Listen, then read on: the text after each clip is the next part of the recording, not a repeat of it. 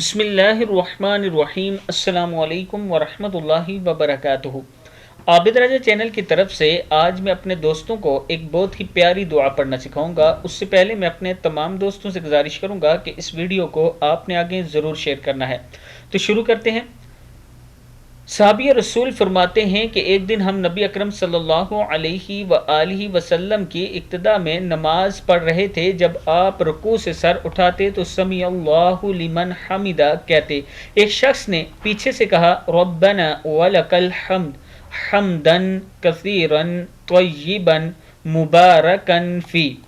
آپ نے نماز سے فارغ ہو کر دریافت فرمایا کہ کس نے یہ کلمات کہے؟ اس شخص نے جواب دیا کہ میں نے۔ اس پر آپ صلی اللہ علیہ وآلہ وسلم نے فرمایا کہ میں نے 30 سے زائد فرشتوں کو دیکھا کہ ان کلمات کو لکھنے میں وہ ایک دوسرے پر سبقت لے جانا چاہتے ہیں۔ بخاری کی حدیث ہے۔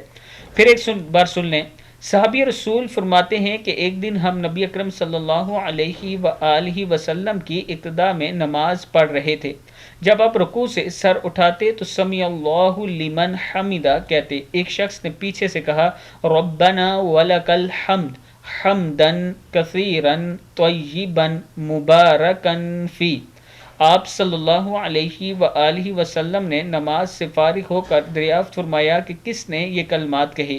اس شخص نے جواب دیا کہ میں نے۔ اس پر آپ صلی اللہ علیہ وآلہ وسلم نے فرمایا کہ میں نے 30 سے زائد فرشتوں کو دیکھا کہ ان کلمات کو لکھنے میں وہ ایک دوسرے پر سبقت لے جانا چاہتے ہیں۔